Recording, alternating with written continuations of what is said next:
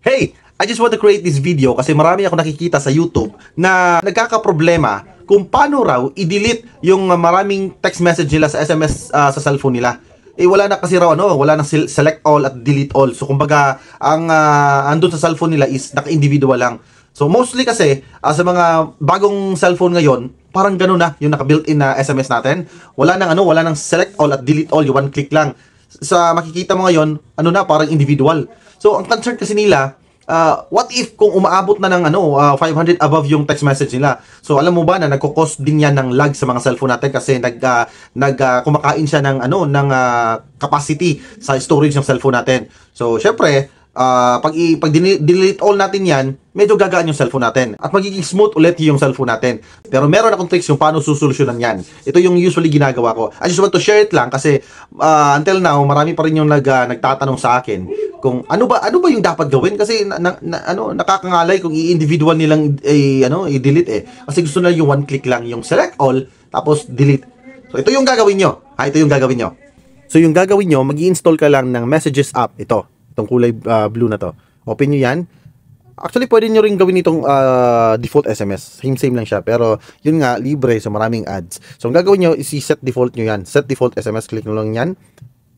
And then, hanapin nyo siya. So, ito. Actually, dalawa yun ang gamit ko Pero, mas okay itong yung messages lang na, gagamitin natin ngayon. So, ito yung current default natin. So, ita-transfer natin siya dito sa pinakauna. Para maging default siya.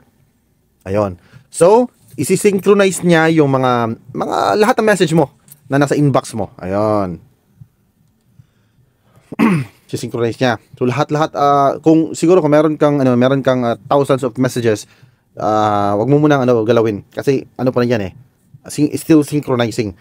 Tapos kapag okay na, ang gagawin mo, tapos long press ha. Tapos makikita 'di ba na pwede mong i-select one by one, pero ito yung problem natin Gusto mo yung one click lang na delete all agad. So i-click mo yung tatlong dot dito sa sa right side. Ayun. Tapos select all. Ayun, yun lang. So meron ako 368 selected na messages. Tapos click mo yung tatlong dot, hanapin mo yung delete. Ayun. Ayun, so okay na. So wala na. So babalik mo siya doon. Ito, click mo yung sa ibaba. I-set mo siya, default app. Hanapin mo ulit, ito yung sa ibaba. Ayun.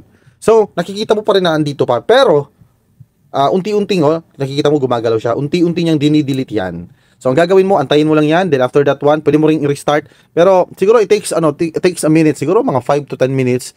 Pagbalik mo, wala na yung message. Pero kung merong natitira, ibig sabihin di siya na fully synchronized doon sa other app natin. So ang gagawin nyo, balik ka ulit doon, set as default, synchronize mo ulit, delete all mo at balik ka ulit. So yan lang. Napaka-easy. Huwag kalimutang i-subscribe ang YouTube channel ko, i-follow ang Facebook page at TikTok account ko. Search nyo lang Papa Bam Space CDO. Maraming salamat.